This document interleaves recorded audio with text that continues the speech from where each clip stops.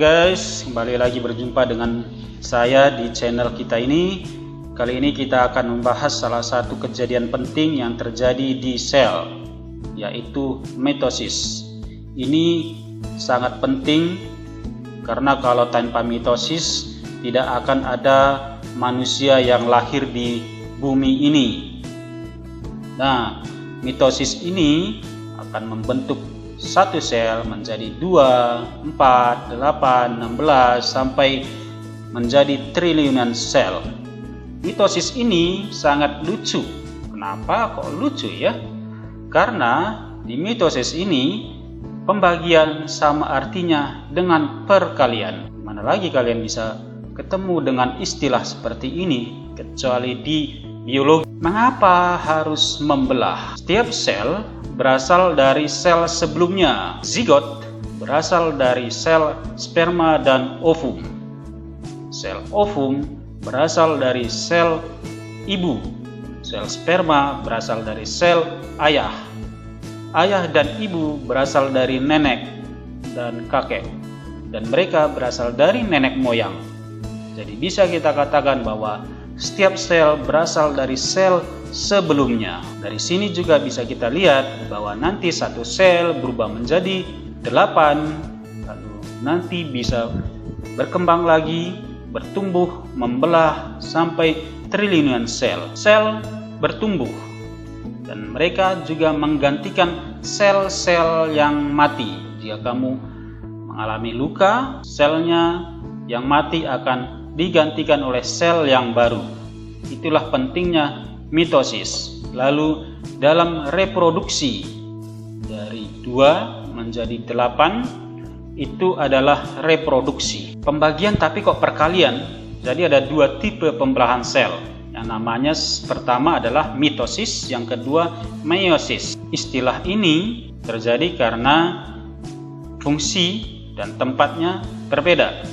Kita lihat mitosis, tempat terjadinya ini di seluruh tubuh. Kalau meiosis ini hanya di gonad, dalam testis atau ovarium. Tujuannya kalau mitosis ini pertumbuhan, mengganti sel-sel yang rusak atau yang mati. Kalau meiosis ini untuk reproduksi, untuk membentuk sperma dan ovum. Lalu kita lihat kromosomnya, kalau mitosis ini tetap diploid atau 2N menjadi 2N juga. Tapi kalau meiosis ini berkurang setengahnya, dari 2N menjadi N.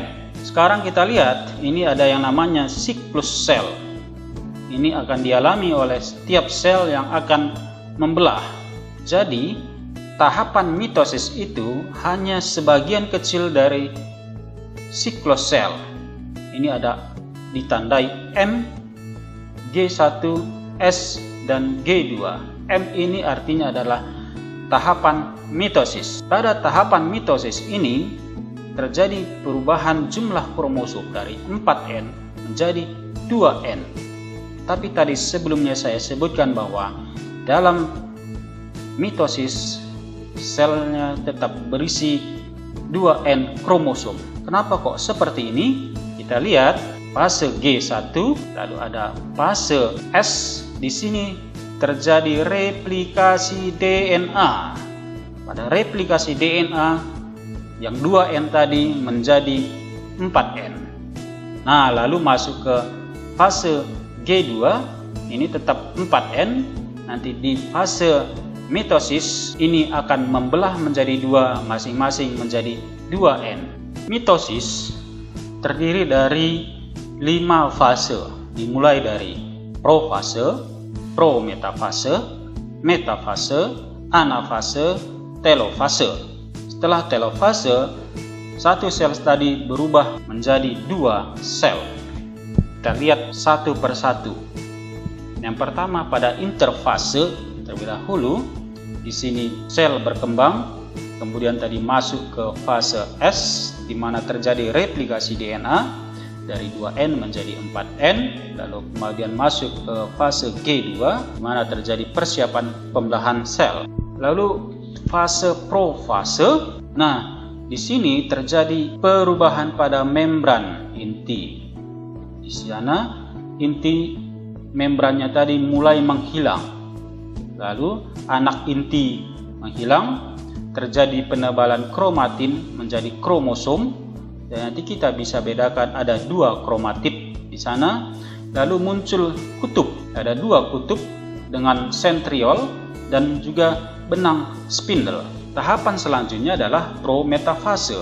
Di sini membran inti sudah hilang, lalu kromosom sudah terbentuk. Tadi kita tidak bisa melihat kromosom di profase, sekarang pada prometafase kita sudah melihat kromosom.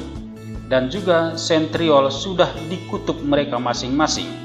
Dan benang spindle sudah mencapai kromosom. Kamu perhatikan ini yang berwarna kuning seperti benang ini, dari sentriol dia nyampai ke kromosom. Tetapi lihat, kromosomnya ini belum di tengah-tengah, ya, dia masih menyebar di dalam sitoplasma. Selanjutnya kita lihat pada fase metafase. Nah, di sini kromosom berjajar di bidang pembelahan. Saya buat di sini ada bidang pembelahan, ya, metafase plate. Lalu ada sentrosom di kutub. Nah, lalu benang spindle-nya tadi atau mikrotubul dia sudah terikat ke kinetokor. Kinetokor adalah bagian tengah kromosom. Oke, nah ini adalah mikrotubul tadi. Nah, ini berikatan dengan kinetokor di bagian tengah kromosom tadi. Ini kromosom ini akan ditarik oleh si mikrotubul ini tadi, benang spindle-nya tadi, ke arah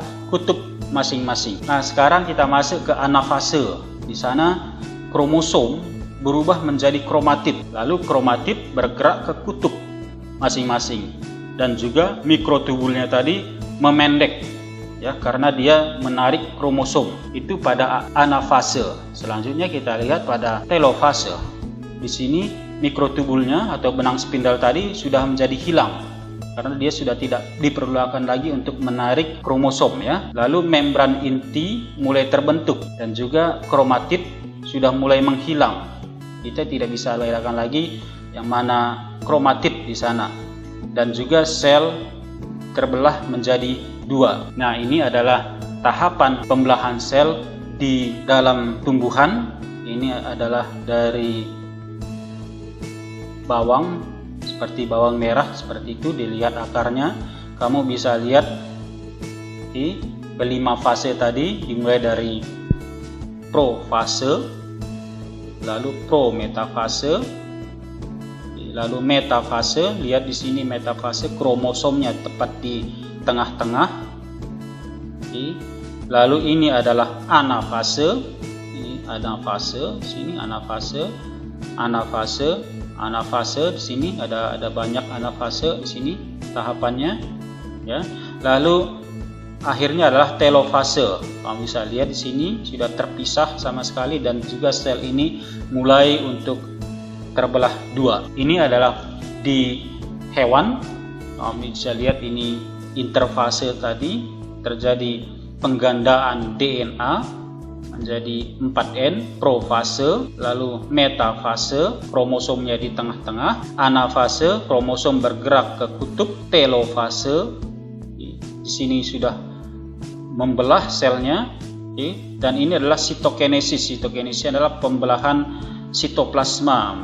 Jadi sel akan lengkap terbelah menjadi 2.